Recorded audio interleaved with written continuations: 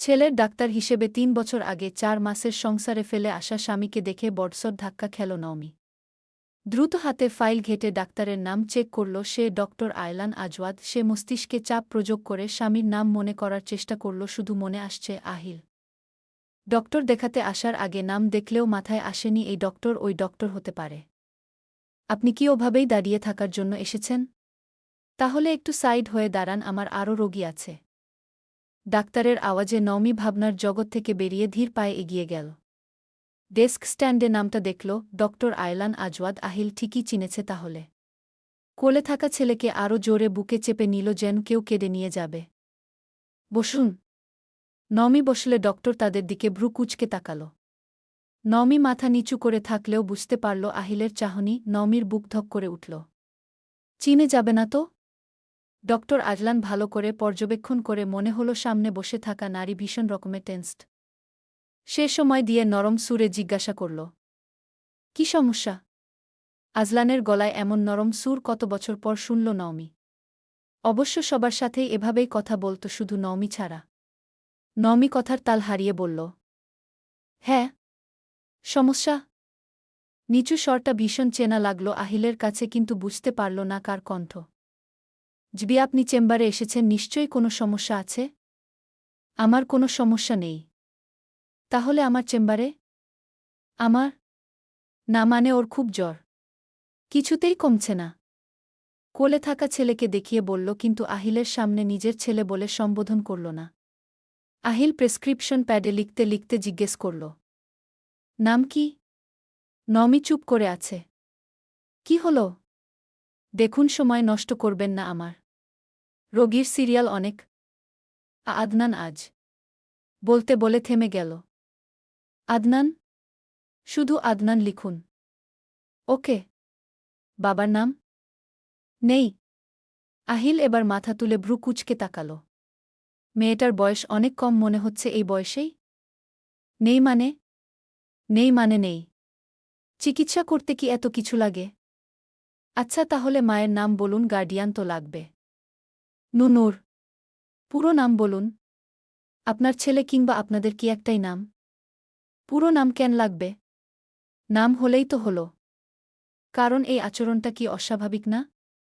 নওমি চুপ করে গেল। ঠিক তো, নার্ভাসনেসে অস্বাভাবিক আচরণ করে ফেলছে সে। নওমিকে চুপ থাকতে দেখে আহিল আর কথা বাড়াল না। ওকে বেডে শুইয়ে দিন। আহিলের কথায় নওমি চোখ তুলে তাকাল। নিকাবের আড়ালের নীল চোখ জোড়া দেখে আহিলের বুকটা কেমন জেন করে উঠল। সে দ্রুত দৃষ্টি সরিয়ে নিয়ে বলল, প্লিজ একটু দ্রুত করুন। কি করব? আদনানকে বেডে দিন, আমি চেক আপ করব। নওমি এটা শুনে কেমন জেন করে ছেলেকে চেপে ধরল, যেন সে দিবে না। আহিলের চাহনি দেখে সে নিজেকে স্বাভাবিক করার চেষ্টা করে ছেলেকে বেডে শুইয়ে দিয়ে হাত শক্ত করে ধরে রাখল। আহিলের চোখ এড়াল না সেটা। এই মহিলা কি চাইছে সেটা বুঝতে চাইছে সে। হাতটা ছাড়ুন। নওমি চমকে উঠে জিজ্ঞেস করল, হ্যাঁ? আহিল এবার নওমির দিকে পূর্ণদৃষ্টি রেখে গম্ভীর গলায় বলল, বললাম যে ওর হাতটা ছাড়ুন, আমার চেক আপ করতে সমস্যা হচ্ছে। আপনি তো হাতে চেক আপ করছেন না, তাহলে সমস্যা কেন হবে? রক্ত নিশ্চয়ই পুরো শরীরে চলাচল করে। হাত নড়চড় হচ্ছে, যেটা আমাকে ডিস্টার্ব করছে। নওমি তখনও হাত ছাড়ছে না দেখে আহিল নওমির দিকে তাকিয়ে দেখল। প্রথম থেকেই দেখে মনে হচ্ছে ছেলেকে নিয়ে খুব চিন্তায় আছে কেন যেন। সে নরম গলায় বলল, দেখুন, আপনার ছেলের কোনো ক্ষতি আমি করব না। প্লিজ নিশ্চিন্ত থাকুন। কোঅপারেট করুন। আহিলের নরম স্বর শুনে নওমি হাত ছেড়ে ছেলের মাথায় হাত বুলিয়ে বলল, মা, এখানেই আছি আব্বু। তোমাকে কারো কাছে যেতে দিব না, কেউ নিবে না তোমায়। চেক আপ হলেই আবার নিয়ে যাব বাসায়। আহিল ভ্রু কুঁচকে তাকিয়ে আছে। উনি এমন সব কথা বলছে কেন? ওনার ছেলেকে এখানে কার কাছে যেতে দিবে? কি অদ্ভুত। নওমি কিছুটা সরতেই সে চেক আপ করতে থাকল। মামা, বাবা, বাবা। আদনানের এমন কথায় নওমির কলিজার পানি শুকিয়ে গেল। ছেলে বাবার ছবি দেখেছে কয়েকবার। একটু হলেও চেনা স্বাভাবিক, কিন্তু এভাবে আহিলের সামনে পড়তে হবে সেটা ভাবতে পারেনি। এখন যদিও বুঝে যায়। সে হাসার চেষ্টা করে এগিয়ে বলল, বাবা নেই আব্বু। উনি তোমার বাবা নয়। এই কথাটা বলতেও নমির বুক ফেটে যাচ্ছে। গলায় কথা আটকে যাচ্ছে। বাবার সামনে ছেলেকে তার বাবা নয় বলে অস্বীকার করা কি সহজ? বাবা! আদনান পুরোপুরি কথা বলতে পারে না। একটু আধটু যা উচ্চারণ পারে, আর বাবা মা এইটুকুই। নমি অবশ্য দাদা দাদু শিখানোর চেষ্টা করেছে, তবে নানা নানু শিখায়নি। যে নেই সেটা শিখিয়ে কি হবে? নানা আছে তবে নেই। কি অদ্ভুত কথা, হাহা। সে বোধহয় আমাকে তার বাবা ভাবছে। বাবাকে খুব ভালোবাসত বোধহয়। বাসে? হু? নিশি আনমনে উত্তর দিয়ে থতমত খেয়ে যায়। প্রসঙ্গ পাল্টাতে বলে, সরি, আমি বলে দিচ্ছি ও আর ডিস্টার্ব করবে না, আপনি চেকআপ করুন। নমি ছেলেকে আদর করে বুঝিয়ে বলল। আশ্চর্যজনকভাবে বাচ্চা ছেলেটা মেনেও নিল আর টু শব্দ করল না। আহিল আর মাথা ঘামাল না। সে খুব মনোযোগের সাথে ছেলেটাকে পর্যবেক্ষণ করল। আজলান আদনানের বুকে স্টেথোস্কোপ রাখতেই আদনান খিলখিল করে হেসে উঠল। ছেলেটা খুব আদুরে লাগছে, তার মন চাইছে একটু আদর করি, কিন্তু তার ব্যক্তিত্বের সাথে এটা যায় না। একজন অচেনা পেশেন্টকে এভাবে আদর করা যায় নাকি? তবুও আদনানের চুলে বিলি কেটে আয়লান অবাক হয়ে ভাবল, বাচ্চাদের প্রতি তার কোনো কালেই তেমন টান ছিল না, কিন্তু এই ছেলেটার জন্য তার হাত কেন বারবার কপালে চলে যাচ্ছে। সে সম্পূর্ণ চেকআপ শেষ করে নিজের ডেস্কে গিয়ে বসল। নমি আদনানকে নিয়ে এসে চেয়ারে বসল। কলমটা হাতে নিয়ে প্রেসক্রিপশন লিখতে লিখতে গম্ভীর গলায় বলল, জ্বরটা বেশ কদিন ধরে আছে বলছেন, লাংসের কন্ডিশন খুব একটা ভালো ঠেকছে না। আমি কিছু পরীক্ষা আর একটা এক্সরে দিচ্ছি। রিপোর্টগুলো আগামীকাল বিকেলের মধ্যে নিয়ে আসবেন। প্রেসক্রিপশন এগিয়ে দিলে নওমি কাপা কাপা হাতে সেটা নিল। আজলান সেটা লক্ষ্য করল, কিন্তু কিছু বলল না। রিপোর্ট ছাড়া কোনো কড়া ডোজের ওষুধ দিবে না। একটা কথা জিজ্ঞেস করি? কিছু মনে করবেন না, ডাক্তার হিসেবে অনেক সময় আমাদের অপ্রিয় সত্যের মুখোমুখি হতে হয়। নমির বুক ধক করে উঠল। নিজেকে সামলে বলল, জবি বলুন। আপনার ছেলের নাম কি বললেন যেন? আদনান? আর কিছু নেই? বললাম তো নেই।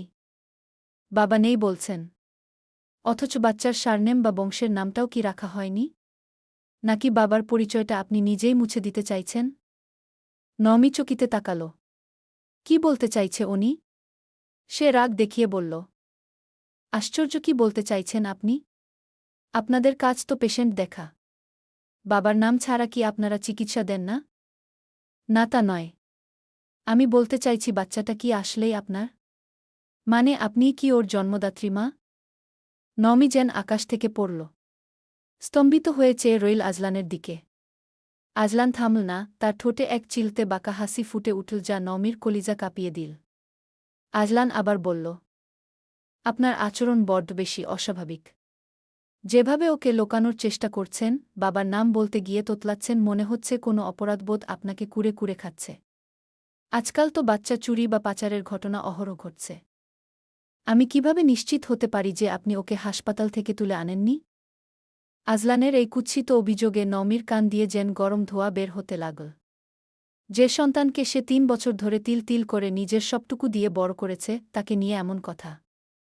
নমির ইচ্ছা করল চিৎকার করে বলতে, আহিল, ও আপনারই রক্ত। নিজের সন্তানকে নিয়ে এমন কুৎসিত কথা বলতে বুক কাঁপল না আপনার? কিন্তু সে নিজেকে সামলে নিল। আদনানকে নিয়ে উঠে দাঁড়িয়ে বলল, ডক্টর আয়লান আজওয়াদ, একটা বাচ্চার মা ছাড়া আর কারোরই তার প্রতি এত মমতা থাকে না। আর আপনি ডাক্তার হয়ে এইটুকু তফাৎ বুঝলেন না? ও আমার ছেলে, আমার কলিজার টুকরো। চুরি করা বাচ্চা হলে নিশ্চয় টাকা খরচ করে ডক্টর দেখাতে আনতাম না। তাছাড়া আপনাকে আমি এই বিষয়ে কিছু বলার অধিকার দিইনি। আপনার দরকার ফি, সেটা আপনার ডেস্কে রাখলাম। নমি পার্স থেকে ভিজিটিং ফির টাকাটা বের করে সজোরে ডেস্কের উপর রাখল। টাকার নোটগুলো ডেস্কে রাখার শব্দটা যেন আয়লানের আত্মসম্মানে গিয়ে আঘাত করল। আজলান বসা থেকে ঝটকা দিয়ে উঠে দাঁড়াল। তার ফর্সা মুখ রাগে রি করে উঠেছে। কর্কশ কণ্ঠে বলে উঠল, টাকার গরম দেখাচ্ছেন মিসেস নূর? আপনি ডক্টর আজলান আজওয়াদকে চেনেন না। আমার এখানে ফিয়ের চেয়ে পেশেন্টের সিকিউরিটি আর লিগ্যালিটি অনেক বেশি ম্যাটার করে। টাকার গরম দেখাচ্ছি না। আর না তো কখনো পারব। কোথায় আপনি, কোথায় আমি? কিন্তু আমার আর আমার সন্তানকে নিয়ে বাজে কথা বললে সেটার প্রতিবাদ করার মতো ক্ষমতা আমার আছে। নমি আর এক মুহূর্ত সেখানে দাঁড়াল না। আজলানের রাগ মিশ্রিত চাহনিকে উপেক্ষা করে আদনানকে শক্ত করে বুকে জড়িয়ে ধরে সে হনহন করে চেম্বারের দরজা খুলে বেরিয়ে গেল। তার যাওয়ার পথের দিকে তাকিয়ে আয়লান রাগে ফুঁসতে লাগল। একজন সাধারণ পেশেন্টের এত বড় সাহস যে তার মুখের উপর এভাবে কথা বলে চলে যায়। আর ওই টাকা ছুঁড়ে মারা। আচমকাই তার চোখ গেল ইন্টারকম ফোনের দিকে। সে রিসিভারটা তুলে গম্ভীর গলায় অ্যাসিস্ট্যান্টকে বলল, শুনো, একটু আগে যে নিকাব পরা মহিলা আমার চেম্বার থেকে বের হল, পেশেন্টের নাম আদনান। সিরিয়াল দেওয়ার সময় ওনার যে ফোন নাম্বার আর ডিটেইলস এন্ট্রি করা হয়েছে সেই স্লিপের কপিটা এখনই আমার কেবিনে নিয়ে এসো। I need that. হাসপাতাল থেকে বের হয়ে নওমি হাঁটছে। আজলানের তীক্ষ্ণ বাক্যগুলো তার কানে বাজছে। চোখ ফেটে জল আসতে চাইল, কিন্তু নওমি জোর করে তা চেপে রাখল। এখন ভেঙে পড়লে চলবে না। এত কিছু সহ্য করে যদি এখন ভেঙে পড়ে তাহলে তো হবে না। মা, ফোন আসছে। ছেলের কথায় ধ্যান ভাঙল নওমির। কি বলেছে বুঝতে পেরে ব্যাগের দিকে তাকাল। ভাইব্রেট হচ্ছে। এতক্ষণ বুঝতেই পারেনি। ফোন বের করতেই পরিচিত এক নম্বর। সে রিসিভ করে কানে দিতেই ওপাশ থেকে ভেসে এলো এক পরিচিত মেয়ের কণ্ঠস্বর। আই মেজে, তুই নাকি ডাক্তারের কাছে গিয়েছিস? কি হয়েছে আদনানের? আমায় কিছু জানাসনি কেন? নমি হেসে বলল, তেমন কিছু না তুহি আপু। ওর তো ঠান্ডা জ্বর লেগেই থাকে জানো তো তুমি। আমাকে জানালি না তাই বলে? তোকে কতবার বলেছি আদনানের কোনো সমস্যা হলে সবার আগে আমাকে বলবি। তুই আমাকে ওর মা ভাবলেও আমি ওকে আমার ছেলের মতোই দেখি। ওপাশ থেকে তুহির একটু অভিমানী স্বর শুনে হাসল নওমি। আপু, সকাল থেকে একটু বেশি লাগছে তাই হুট করে এলাম বলে জানানো হয়নি। আর এসব কি কথা? তুমি কোথায়? হাসপাতালে এসেছ? হ্যাঁ, এসেই তো খবর পেলাম তুই আসার। তুই গেটের কাছেই দাঁড়া, আমি আসছি। ফোনটা রেখে নওমি একটা দীর্ঘশ্বাস ফেল। এই শহরে তুহি একমাত্র মানুষ যে তার অতীতের সবটুকু জানে। 4 মাসের সেই অভিশপ্ত সংসার ছেড়ে আসার পর যখন নওমির বাবার বাড়ির সবাই চরিত্রহীন বলে দাগিয়ে দিয়েছিল, তখন এই তুহিই তাকে শক্ত হতে সাহায্য করেছিল। কয়েক মিনিটের মধ্যেই তুহি হনহন করে হেঁটে মেইন গেটের সামনে চলে এল। তুহি এই হাসপাতালের ল্যাবেই টেকনিশিয়ান হিসেবে কাজ করে। সে ওদের দেখে দ্রুত এসে দাঁড়াল। আদনানকে নিজের কোলে নিয়ে বলল, জ্বর কি বেশি? নমি হ্যাঁ সূচক মাথা নাড়ল শুধু। নমির অস্বাভাবিক শান্ত আচরণ ওর চোখে পড়লেও কিছু বলল না। আদনানের গলা কপালে হাত ছুঁয়ে বলল, গা তো প্রচণ্ড গরম। আমাকে তো জানাসনি। কখন থেকে এমন জ্বর? একা একা কিভাবে সামলেছিস? তোমাকে বলেছিলাম যে সেদিন থেকে এসেছে। ভেবেছিলাম কমে যাবে তাই তোমায় আর জানাইনি। তুহি একবার কোনা চোখে তাকিয়ে বলল, কোনো ডক্টর দেখালি? কি ওষুধ দিয়েছে? কোনো ওষুধ দেয়নি। কিছু ব্লাড টেস্ট আর একটা এক্সরে দিয়েছেন। বললেন রিপোর্ট ছাড়া করা ডোজের কোনো ওষুধ দেওয়া যাবে না। আগামীকাল বিকেলে রিপোর্ট নিয়ে যেতে বলেছেন। দেখি প্রেসক্রিপশনটা। নওমি কাপা হাতে ব্যাগ থেকে প্রেসক্রিপশনটা বের করে তুহির দিকে বাড়িয়ে দিল। তুহি যখন প্রেসক্রিপশনের উপরের নামটা দেখল ডক্টর আয়লান আজওয়াদ। তুহি হেসে বলল, আরে তুই তো ডক্টর আজলানকে দেখিয়েছিস। উনি পিডিয়াট্রিক্সে এই হসপিটালের বেস্ট ডক্টর। ভালো হয়েছে ওনার অ্যাপয়েন্টমেন্ট নিয়েছিলি। নওমি একটা ঢোক গিলল। তুহি ওর ব্যাপারে সবটা জানলেও কখনোই আজলানের ব্যাপারে কিছুই জানায়নি। সে জানাতে চায়নি। সে ভুলে যেতে চেয়েছিল এই লোকের সাথে তার কোনো সম্পর্ক ছিল। তুহি জানে না এই সেই লোক যাকে তুহি নিজেও প্রচণ্ড ঘৃণা করে কিন্তু অজান্তেই তার প্রশংসায় পঞ্চমুখ। ওর ভাবনার মধ্যেই তুহি বলল, শোনো, টেস্টগুলো তো আমাদের ল্যাব থেকেই করাতে হবে। তুই কোনো চিন্তা করিস না, আমি নিজে দাঁড়িয়ে থেকে বিকেলের মধ্যে সব টেস্ট করিয়ে দিচ্ছি। আর রিপোর্টের কপিটাও আমিই কালেক্ট করে নেব। তোকে কাল আর কষ্ট করে বাচ্চার এই জ্বরের মধ্যে হসপিটালে আসতে হবে না। আমি ওনার চেম্বারে রিপোর্ট দেখিয়ে ওষুধ লিখে নিয়ে তোর বাসায় চলে যাব। তুহির এই আন্তরিক প্রস্তাব শুনে নমি হাসল। এই মেয়েটা ওর রক্তের কেউ না হলেও খুব বেশি আপন। এই দুনিয়ায় বোধহয় তুহি ছাড়া কেউ ওকে নিঃস্বার্থভাবে ভালোবাসেনি। সে হেসে বলল, তোমার আশা লাগবে না আপু। তুমি আমাকে রিপোর্ট কালেক্ট করে দিও, আমি নিয়ে নেব। কোনো দরকার নেই এই অসুস্থ বাচ্চাটাকে নিয়ে টানাটানি করার। আর তোর স্কুল আছে না? আজ ছুটি নিয়েছিস নিশ্চয়ই? হু। আমি এনে দেব। তোর বাসায় যেতে না বললে সরাসরি না করবি যাব না। গেট থেকে দিয়ে আসব। তাও না হলে যা তোর স্কুলে দিয়ে আসবনে। তুহির এমন কথায় আবার হাসল নওমি। এই মেয়েটা ওর চেয়ে বয়সে বড় হলেও মনটা বাচ্চাদের মতো। কথায় কথায় অভিমান আর আকার ইঙ্গিতে বুঝিয়ে দেয় কু আমি রাগ করেছি গু। সে এগিয়ে এসে তুহির গা ঘেঁষে দাঁড়িয়ে বলল, কি বলছো এসব তুহি আপু? তোমাকে আমার বাসায় আসতে বারণ করব? আমি? তাহলে এমন করিস কেন কথায় কথায়? নিশ্চয় আমি তোর বাসায় যাই তোর ছেলেকে আদর করি এটা তোর পছন্দ নয়? নওমি ছলছল চক্ষু নিয়ে বলল, যার কেউ নেই তাকে বোধহয় সবাই এমন করে তাই না আপু? তুহি চমকে নওমির তাকিয়ে হেসে ফেলল। এক হাতে ওকে ঝাঁকিয়ে বলল, এই মেয়ে, কাঁদছিস কেন? আমি মজা করছিলাম। তুই জানিস না আমি কেমন?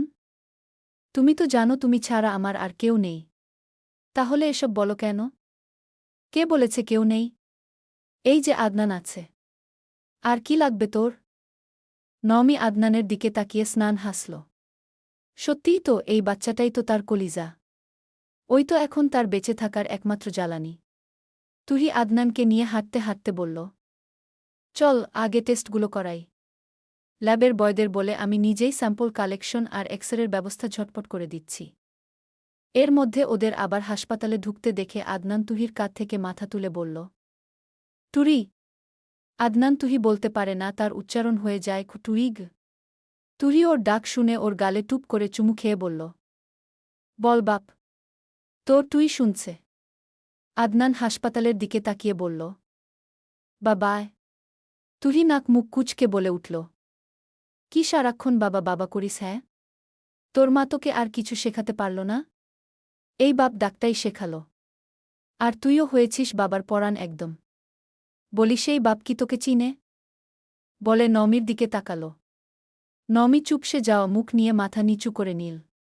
তুহি আগে বহুবার বারণ করেছে এই বাবা ডাকটা না শিখাতে। নমি মানলে তো? নমির স্বামীর উপর তুহির ভীষণ রাগ। সুযোগ পেলে হাতছাড়া করবে না সে। তুহি ওদের নিয়ে ল্যাবের দিকে চলে গেল। ল্যাবে গিয়ে বসতেই নওমির অবচেতন মন ডক্টর আয়লান আজওয়াদকে নিয়ে ভাবতে বাধ্য হয়। মানুষটা একটুও বদলায়নি। আগের মতোই উদ্ধত, আগের মতোই সন্দিহান। ৩ বছর আগে বিয়ের ২ মাসের মাথায় আজলানের এই রূপ দেখেছিল যেটার কারণে আজ নওমি আর তার ছেলের জীবন এমন দুর্বিষহ। এর মধ্যে টেস্টের জন্য আদনানের ছোট্ট হাতটা থেকে যখন সিরিঞ্জ দিয়ে রক্ত নেওয়া হচ্ছিল, বাচ্চাটা ব্যথায় কোকিয়ে উঠে নওমির গলা জড়িয়ে ধরল। নওমি চোখ বন্ধ করে ফেল। বাচ্চার পিঠে হাত বুলাতে বুলাতে সে ওকে শান্ত করার চেষ্টা চালাল। ব্যথা বলে ঠোঁট উল্টে কেঁদে ফেলল আদনান। নওমি ওকে কোনোরকম শান্ত করল। এই তো বাবা শেষ। আর ব্যথা নেই। টেস্ট স্যাম্পল নেওয়া শেষে তুহি আদনানকে একটা ললিপপ ধরিয়ে দিয়ে বলল, যা বাসায় ফিরে যা। রিপোর্টের জন্য তোকে কাল আর এই অসুস্থ বাচ্চাটাকে নিয়ে হসপিটালে এসে রোদে পুড়তে হবে না। আমি কাল বিকেলে ল্যাব থেকে নিজেই রিপোর্টগুলো প্রিন্ট করে উপরে আয়লান স্যারকে দেখিয়ে একবারে ওষুধ লিখে নিয়ে তোর বাসায় চলে যাব। আচ্ছা। নমির ভয় হচ্ছে তুহি যে সহজ সরল মেয়ে। আহিল যদি ওদের ব্যাপারে কিছু জিজ্ঞেস করে ও না গটগট করে সব বলে দেয়া। আহিলও কম চতুর না। নমি আমতা আমতা করে বলল, আপু শুনো। বল। ডক্টর যদি আদনানের বাবার ব্যাপারে কিছু জানতে চাই তুমি কিন্তু কিছু বলবে না। তুহি ভ্রু কুচকে বলল, আজলান স্যার কেন ওর বাবার ব্যাপারে জিজ্ঞেস করবে? আসলে আপু হয়েছে কি, উনি বাবার নাম জিজ্ঞেস করছিল আমি নেই বলেছি এই নিয়ে উনি বোধহয় সন্দিহান। আরে বোকা। ডাক্তাররা জাস্ট ফর্মালিটির জন্য ফ্যামিলি হিস্ট্রি জানতে চায়। ওনার তো আর খেয়ে দেয়ে কাজ নেই যে এক পেশেন্টের বাচ্চার বাবার খোঁজে গোয়েন্দাগিরি করবেন। তুহি ওকে আশ্বস্ত করে বাসায় পাঠাল। ডক্টর আয়লান আজওয়াদ একজন অত্যন্ত ব্যস্ত চাইল্ড স্পেশালিস্ট। চেম্বার শেষ হতেই তাকে আবার ইনডোর রাউন্ডে যেতে হল। মাত্র ফিরে আসতেই আজলানের অ্যাসিস্ট্যান্ট শুভ এসে ওকে একটা সিরিয়াল স্লিপের কপি এনে দিল কিন্তু ততক্ষণে আগের সেই ঘটনা তার প্রাত্যহিক পেশাগত ব্যস্ততার নিচে চাপা পড়ে গেল। স্লিপটা দিতেই সে উদাসীন গলায় বলল, রেখে দাও ওখানে। আর পেশেন্ট আছে আজ? না স্যার, আজকের মতো পেশেন্ট দেখা শেষ। শুভর কথা শুনে আয়লান আর স্লিপটার দিকে তাকাল না। একটা দীর্ঘশ্বাস ফেলে চেয়ারের ব্যাকরেস্টে মাথা ঠেকিয়ে চোখ দুটো বন্ধ করল। প্রতিদিন শত শত বাচ্চার কান্না, মা-বাবাদের উদ্বেগ আর প্রেসক্রিপশনের ভিড়ে তার নিজের জীবনের চ্যাপ্টারগুলো ধুলোবালি জমে এক কোণায় পড়ে থাকে। হঠাৎ ফোন বেজে উঠল। স্ক্রিনে মা লেখাটা ভেসে উঠতেই আজলান রিসিভ করে কানে দিল। হ্যাঁ মা, বলো। আহিল, তোর চেম্বার শেষ হয়েছে বাবা। আজ কি বাড়ি ফিরবি নাকি আজ রাতেও হাসপাতালে স্টে করবি? মায়ের গলার আকুলতা শুনে আয়লানের ঠোঁটের কোণে মৃদু হাসির রেখা ফুটে উঠল। সে নরম গলায় বলল, না মা, আজ আর নাইট ডিউটি নেই। আমি আধা ঘন্টার মধ্যে বের হচ্ছি। তুমি খেয়ে নাও, আমি এসে একবারে খাব। ফোনটা রেখে আয়লান উঠে দাঁড়াল। অ্যাপ্রনটা খুলে হাতে ঝুলিয়ে নিজের গাড়ি চাবিটা হাতে নিল। করিডোর দিয়ে হেঁটে লিফটের দিকে যাওয়ার সময় দুপাশে নার্স আর ডিউটি ডাক্তাররা তাকে দেখে মাথা ঝুঁকিয়ে সালাম দিল। আজলানও হালকা মাথা নাড়িয়ে তার প্রত্যুত্তর দিল। এটাই তার প্রাত্যহিক চেনা জীবন। হাসপাতালের এই চেনা গন্ধ, চেনা ব্যস্ততা আর নিয়মের বেড়াজালে সে নিজেকে এমনভাবে বন্দী করে নিয়েছে যে কোনো কিছুই যেন সহজে তাকে স্পর্শ করতে পারে না। সবাই তো ভাবে ডক্টর হতে গিয়ে বোধহয় কসাই হয়ে গিয়েছে। সে নিজের গাড়ির ড্রাইভিং সিটে এসে বসল, চারপাশটা হুট করেই বড্ড নিঝুম হয়ে গেল। গাড়ির এসি চালু করে সে ক্লান্তিতে স্টিয়ারিং হুইলে মাথা রাখল। সারাদিনের খাটুনিতে শরীরটা ভীষণ ম্যাচম্যাচ করছে। আর ঠিক তখনই নিজের অজান্তেই তার অবচেতন মনে ভেসে উঠল এক জোড়া নীল চোখ। যে চোখ দুটো তীব্র অভিমানে, অপমানে আর একরাশ আরতিতে তার দিকে তাকিয়েছিল। আজলানের কপালটা কুঁচকে গেল। সে সোজা হয়ে বসে মাথাটা দুদিকে ঝাঁকাল। নিজের এই অদ্ভুত অস্থিরতায় সে নিজেই বেশ বিরক্ত বোধ করল। কপালে হাত ঘষে বিটবিট করল। কি হচ্ছে এসব আমার? ওই চাহানিটা আজ এত চেনা লাগল কেন? ঠিক এইরকম তীব্র আর চেনা এক জোড়া চোখ। না, কিসের মিল? বলতে বলতেই আজলানের চোখের কোণ দুটো রাগে আর তীব্র ক্ষোভে লাল হয়ে উঠল। একটা ক্ষত যা সে কঠোর পরিশ্রমে আর ব্যস্ততায় চেপে রেখেছিল, তা যেন আজ এক মুহূর্তের জন্য মাথাচাড়া দিয়ে উঠতে চাইল। সে স্টিয়ারিং হুইলে সজোরে একটা চাপড় মেরে নিজেকেই ধমকে উঠল। কার কথা ভাবছি আমি? মাথাটা কি পুরো খারাপ হয়ে গেল নাকি আমার? ওই বেইমান, ক্যারেক্টারলেস মেয়েটার কথা আমি এখনও ভাবব? যে অন্য কারোর হাত ধরে আমার সংসার এক রাতে লাথি মেরে ভেঙে চলে গেল। কোনোদিন না। আমি তার কথা ভাবব না। সে জোরে জোরে কয়েকটা শ্বাস নিল। ড্যাশবোর্ড থেকে বোতল নিয়ে ঢকঢক করে পানি খেয়ে নিল। সে একজন ডাক্তার, পেশাগত জীবনে এমন কত বিচিত্র পেশেন্ট আসে। সে কেন এত চিন্তা করবে? আজলান জোর করে মন থেকে সেই নীল চোখের চাহনিটা ঝেড়ে ফেলার চেষ্টা করে গাড়ি স্টার্ট দিল। দুপুরের সময়। বাইরে গরমের কারণে যান যায় যায় অবস্থা। ডক্টর আয়লান আজওয়াদ মাত্রই ওয়ার্ড রাউন্ড শেষ করে নিজের কেবিনে ফিরেছেন। এসির ঠান্ডা বাতাসটা গায়ে লাগতেই একটা দীর্ঘশ্বাস ফেলে টেবিলের উপর রাখা একটা ফাইলের দিকে হাত বাড়ালেন তিনি। ঠিক তখনই কেবিনের দরজায় কোনো নক না করেই হুট করে একজন ভেতরে ঢুকে পড়ল। আজলান ভ্রু কুঁচকে মাথা তুলতেই দরজার সামনে দাঁড়িয়ে থাকা চেনা অবয়বটা দেখে মুখে বিরক্তির ছাপ ফুটিয়ে তুলল। সামিয়া, তোকে বারবার বলেছি না, আমার কেবিনে নক করে ঢুকবি? এই কথা সামিয়া নামক মেয়েটাকে প্রভাবিত করল বলে মনে হল না। উল্টো মেয়েটার মুখে চড়া হাসি। পরনে এপ্রন, গলায় ঝুলছে স্টেথোস্কোপ। মেয়েটির নাম ডক্টর সামিয়া রহমান। আজলানের মেডিকেল লাইফের বন্ধু এবং বর্তমানে এই হসপিটালেই গাইনোকোলজি ডিপার্টমেন্টে কর্মরত। অন্য কারো সাথে না হোক, আয়লানের সাথে তার গায়ে পড়া স্বভাব। সামিয়া এগিয়ে এসে আয়লানের টেবিলের সামনের চেয়ার টেনে বসে পড়ল। তার চোখে একরাশ ভালোলাগা আর অধিকারের ছোঁয়া।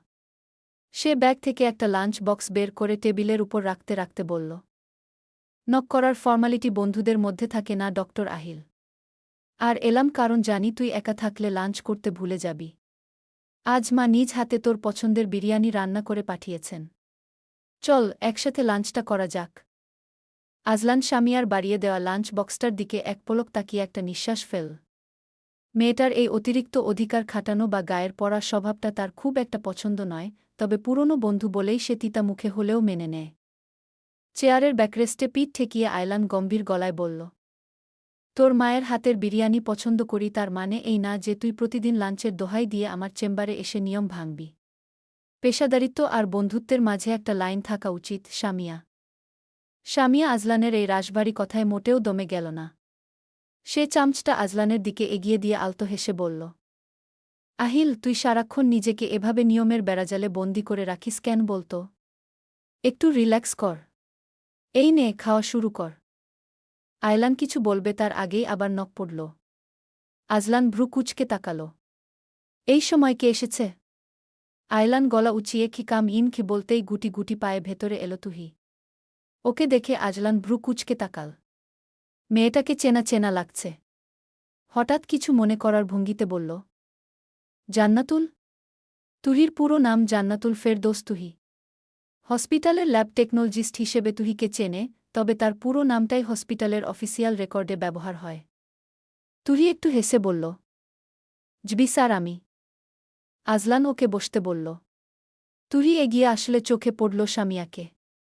সাথে সাথে তার কপালে ভাঁজ পড়ল। এই ডক্টরকে সে চিনে। সারাক্ষণ আজলান স্যারের সাথে ঘেঁষে থাকার চিন্তা। ও বসতেই আজলান শান্ত স্বরে জিজ্ঞেস করল, হঠাৎ আমার কেবিনে?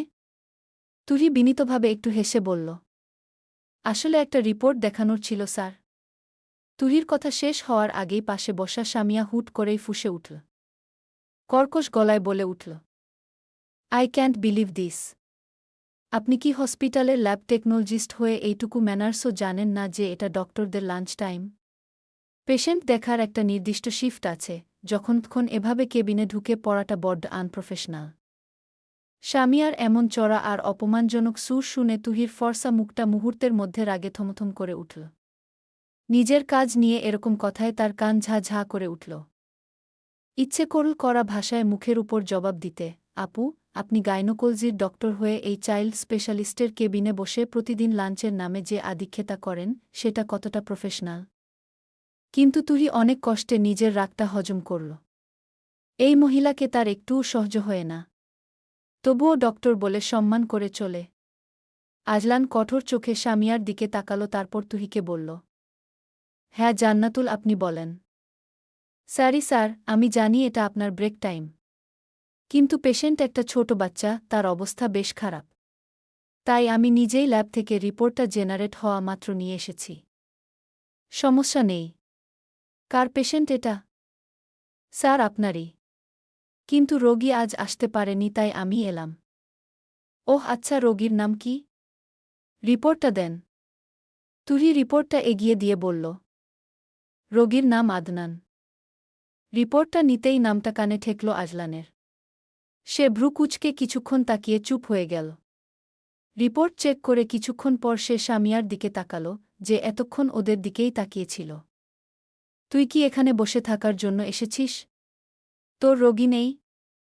সামিয়া বোধহ অপমান বোধ করল একজন ল্যাব টেকনোলজিস্টের সামনে তাকে এভাবে বলাটা। সামিয়া উঠে দাঁড়িয়ে বলল, রোগী আছে, কিন্তু সেটা সময় মতো। বেটাইমে রোগী বা রোগীর রিপোর্ট আমি দেখি না। শেষ কথাটা তুহির দিকে তাকিয়ে বলল। তুহি চুপ করে শুনল শুধু। এমনিতেই এই মহিলা আয়লান স্যারের গায়ে পড়ে থাকে, যেটা দেখলেই মাথা খারাপ হয়ে যায় তার। আজলান শান্ত স্বরে বলল, এই প্রফেশনে টাইম বেটাইম বলে কিছু নেই সামিয়া। ইমার্জেন্সি বলে কয় আসে না, আর আমাদের প্রযোজনটাও হয় ইমার্জেন্সিতে। মানুষের সেবা প্রযোজনেই করতে হয়, তোর সুবিধা মতো করলে তো হবে না। সামিয়া আর কিছু বলল না। থমথমে মুখে বেরিয়ে গেল কেবিন থেকে। তুহি মনে মনে দারুণ হেসে নিল। আজলান কিছু বলবে এমন সময় তুহির ফোন বেজে উঠল। আজলান সেদিকে তাকাতেই তুহি স্ক্রিনটা অফ করে দিয়ে বলল, সরি। আপনি বলুন। আজলান তাকাতেই শুধু ওয়ার্ডটা দেখতে পেল কে কল করেছে, আর মাথা ঘামাল না। সে ঠান্ডা স্বরে বলল, পেশেন্ট আপনার কে হয়? বোনের ছেলে। অকপট উত্তর তুহির। আজলান ভ্রু কুঁচকে বলল, আপনার বোন আসলো না কেন তাহলে? তুহি একটু ইতস্তত করে বলল, আসলে স্যার, আদনানের জ্বরটা আজ সকাল থেকে আবার একটু বেড়েছে। শরীরটা বেশ দুর্বল। এই রোদের মধ্যে অসুস্থ বাচ্চাটাকে নিয়ে হসপিটালে টানাটানি করতে বারণ করলাম। তুহির কথায় আজলানের কাছে নমির কথাগুলোও বিশ্বাসযোগ্য মনে হল এখন। সে নিজের ব্যক্তিত্বের বাইরে গিয়ে প্রশ্ন করল, আপনাকে একটা প্রশ্ন করতে পারি? জিবি স্যার, নিশ্চয়ই। আপনার বোনের হাসব্যান্ড কোথায়? মানে উনি কি ওনাদের সাথে থাকেন না? তুহি একটা তাচ্ছিল্যের দীর্ঘশ্বাস লুকিয়ে মুখে ভীষণ স্বাভাবিক একটা অবয়ব ফুটিয়ে তুল একটু নিচু গলায় বলল, না স্যার, ওই কাপুরুষটা ওদের সাথে থাকে না। বাচ্চাটা দুনিয়াতে আসার আগেই ওদের সংসার ভেঙেছে। বাচ্চা যে আছে এটা জানে কি যাকে জানে। এই কথা শুনে পুরুষ হিসেবে তার অবচেতন মনে এক ধরনের কৌতূহল বা হয়তো এক চিলতে সূক্ষ্ম বিরক্তি জাগল। সে মনে মনে ভাবল, দায়িত্বজ্ঞানহীন পুরুষের অভাব নেই দুনিয়ায়। যে নিজের সন্তানকে এভাবে ফেলে চলে যায় সে কেমন বাবা। কিন্তু মুখে বলল, কিন্তু আপনার বোন যে বলল সে বেঁচে নেই। ও এই পরিচয় মনে রাখতে চায় না বলে সবাইকে এটা বলে। আজলান আর কথা বাড়াল না। সে প্রেসক্রিপশন এগিয়ে দিয়ে বলল, কিছু মনে করবেন না, আসলে আমাদের হসপিটালের একটা সেফটি প্রোটোকল বা লিগ্যাল বিষয়ের ব্যাপার থাকে, সেটা তো জানেনই। কাল ওনার ওরকম অস্বাভাবিক আচরণ দেখে আমার কিছুটা খটকা লেগেছিল। বুঝতে পেরেছি স্যার। আমি ওষুধ সব লিখে দিয়েছি। আপনাকে বুঝাতে হবে না আই গেস। না স্যার, আমি বুঝব। আজ আসি। জিবি। তুহি সালাম দিয়ে বের হয়ে গেল কেবিন থেকে। তুহি কেবিন থেকে বেরিয়ে করিডোরে আসতেই একটা লম্বা শ্বাস ফেল। তার ঠোঁটের কোণে এক চিলতে বাঁকা হাসি ফুটে উঠল। এদিকে কেবিনের ভেতরে আয়লান একা হতেই একটা স্বস্তির নিঃশ্বাস ফেল। বাচ্চার বাবার পরিচয় নিয়ে তার মনের ভেতরের খটকা আর সন্দেহটা তুহির কথায় পুরোপুরি কেটে গেছে। সে একটা দীর্ঘশ্বাস ফেলে ধপ করে চেয়ারের ব্যাকরেস্টে পিঠ ঠেকাল। তার ঠোঁটের কোণে একটা তাচ্ছিল্যের বাঁকা হাসি ফুটে উঠল। মনের গভীরে জমে থাকা এক বিষাক্ত অতীত যেন তাকে আবার অবাধ্য করে দিল। নিজের অজান্তেই সে বিড়বিড় করে উঠল, দুনিয়ার সব ঠকে যাওয়া মানুষের গল্পগুলো কেন যেন একই রকম হয়। আজলান শূন্য দৃষ্টিতে তাকিয়ে রইল খানিকক্ষণ। তারপর নিজের বুকের ভেতর চেপে রাখা ক্ষতটার উপর হাত রেখে সে আবার বিষণ্ণ সুরে বলল, অথচ দুনিয়ার নিয়মটা কত অদ্ভুত। যে ঠকায় সে দিব্যি ভালো থাকে, নিজের মতো করে বেঁচে থাকে। আর যে ঠকে যায় সে সারা জীবন সেই দহন বুকে নিয়ে একা একা পুড়ে মরে। ঠিক যেমনটা আমি প্রতিদিন মরছি। আজলান নিজের উপরই তীব্র বিরক্ত হয়ে মাথাটা ঝাঁকাল। জোর করে নিজের মন থেকে সমস্ত চিন্তা ঝেড়ে ফেলে টেবিল থেকে লাঞ্চ বক্সটা টেনে নিয়ে চামচটা হাতে তুলে নিল। নমি তাকিয়ে আছে আদনানের দিকে। বিছানায় চাদর মুড়ি দিয়ে ঘুমিয়ে আছে 2 বছরের ছোট্ট আদনান। জ্বরের ঘোরে বাচ্চার ফর্সা মুখটা কেমন লালচে হয়ে আছে। ছেলেটাও হয়েছে বাবার মতো। চেহারা যে কেউ দেখলে বলবে বাবা আর ছেলে একই। এই নিয়ে তার চিন্তার শেষ নেই। বিছানার এক পাশে বসে আছে তুহি। সে নমিকে বলল, যা এক গ্লাস পানি নিয়ে আয়। কি যে গরম পড়ছে। নমি পানি এনে বলল, ডক্টর কি বলল? রিপোর্ট ভালো তো? হ্যাঁ আলহামদুলিল্লাহ, সব ঠিক। আর যেই ওষুধ দিয়েছে এগুলো রেগুলার খাওয়াবি তাহলেই হবে। আচ্ছা। বলেছিলাম আমার বাসায় ওঠ। শুনিস না কেন আমার কথা? না আপু, তুমি আমাকে যা সাহায্য করেছ সেটা অনেক। আপন মানুষগুলো এতটা করেনি আমার জন্য। তাই তো বোন মানতে পারিস না। আপু প্লিজ। আচ্ছা হয়েছে। তোকে এসব বলেও লাভ নেই। হতাশার শ্বাস ছেড়ে বল তুহি।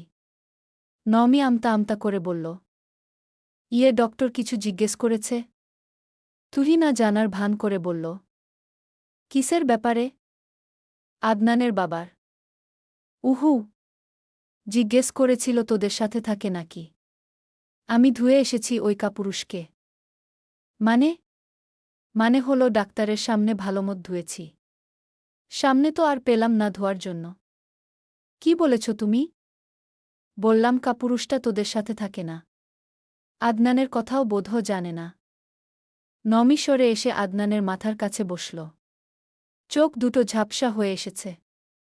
সেই ঝাপসা চোখে ভেসে উঠছে তার অন্ধকার অতীতের খণ্ডাংশ। নূরজাহান নওমি বাবা মায়ের আদরের সন্তান। কিন্তু বয়স যখন 12 বছর তার জীবনে নেমে আসে চরম অন্ধকার। হঠাৎ হারিয়ে ফেলে তার মাকে। বাবা মায়ের আদরের মেয়ে হুট করে মাকে হারিয়ে বুঝতে পারেনি কি হারিয়েছে। তার মা হার্টের রোগী ছিল, একদিন অসুস্থ হয়ে হুট করে মারা যান তিনি। প্রথম দিকে সকলে শোকে আচ্ছন্ন থাকলেও পরবর্তীতে সবার মধ্যে পরিবর্তন আসে। নমির বাবার উপর জোর করা হয় দ্বিতীয় বিয়ে করার। নমির বাবা রাজি ছিলেন না। তিনি ছিলেন নমির মায়ের প্রতি আসক্ত। এক নারী ছাড়া জীবনে অন্য দ্বিতীয় নারী ছিল না। এরপর নমির দাদি বারবার জোর করার পরও যখন মানছিল না, তখন সকলে ওনাকে বলেছে ছোট মেয়েটার দেখাশোনার জন্য হলেও একজন লাগবে। নমি তখন এসব সম্পর্কে জানত না। এক পর্যায়ে নমির বাবাকে বুঝিয়ে সুজিয়ে রাজি করিয়ে ফেলে। এরপর শুরু হলো অন্যরকম জীবন। নতুন একজন সদস্য আসল। তার মন মতো চলতে হলো। নমির ভালো করে মনে আছে সেই নতুন সদস্যের আগমনের পর থেকেই তার জীবনের চেনা পথটা কিভাবে পাল্টে যেতে শুরু করল। তার সৎ মা প্রথম প্রথম সবার সামনে খুব ভালোবাসার নাটক করলেও আড়ালে নমির প্রতি তার আচরণে এক ধরনের সূক্ষ্ম অবহেলা আর তাচ্ছিল্য স্পষ্ট হয়ে উঠত। বাবার সামনে যে নমি ছিল আদরের রাজকন্যা, বাবার অলক্ষ্যে সেই নমি হয়ে উঠত এক বাড়তি বোঝা। আর দাদুর বাড়ির মানুষগুলোও ধীরে ধীরে কেমন যেন পর হয়ে গেল। এক সময় পাল্টে গেল বাবাও। সে না চাইতেও সৎ মায়ের প্রতিটা সত্য মিথ্যে সন কথা বিশ্বাস করত। মায়ের অভাবটা নমি প্রতিটা মুহূর্তে, প্রতিটা নিঃশ্বাসে টের পেত। অবহেলা আর একাকিত্বের সেই অন্ধকার গলিপথ পেরিয়ে নমি যখন বড় হচ্ছিল, তখনই তার ধূসর জীবনে প্রথম আলোর মতো এসেছিল আয়লান আজওয়াদ আহিল। তখন সবে 19-এ পা দিয়েছিল নমি। একদিন আহিলের বাবা নমিকে দেখে পছন্দ করে। পরদিন আহিলের মা আর আহিলকে নিয়ে চলে এলো প্রস্তাব নিয়ে। আহিল তখন ২৬ বছর বয়সী এক তরুণ, যে সদ্য ইন্টার্নশিপ করে হসপিটালে মেডিকেল অফিসার হিসেবে জয়েন করেছে। প্রথম দেখায় ওই মায়াবী আর কিছুটা বিষণ্ণ নীল চোখের মেয়েটাকে ভালো লেগে গিয়েছিল আয়লানের। নমি দেখেছিল এই বিয়েটা ভাঙার অনেক চেষ্টা করেছিল তার সৎ মা। কারণটা সে জানে না। বিয়ে ঠিক হওয়ার পর নমি ভেবেছিল নিজের ভাঙা মনে আয়লানের মতো এক টুকরো শক্ত আশ্রয় পেয়ে সে বুঝি পৃথিবীর সবচেয়ে ভাগ্যবতী নারী। সত্যিই হয়েছিল তাই। আজলানের তীব্র অধিকারবোধ আর আগলে রাখার ক্ষমতা নমিকে তার সব হারানো অতীত ভুলিয়ে দিয়েছিল। কিন্তু আস্তে আস্তে সেই ভালোবাসার মানুষটাই সবচেয়ে বেশি আঘাত দিতে শুরু করে। পাল্টে যেতে থাকে সকল অনুভূতি। নুরি মহব্বত ১ তাবাস্সুম জওয়ারি। আপনাদের সাড়া পেলে পরের পর্ব আসবে।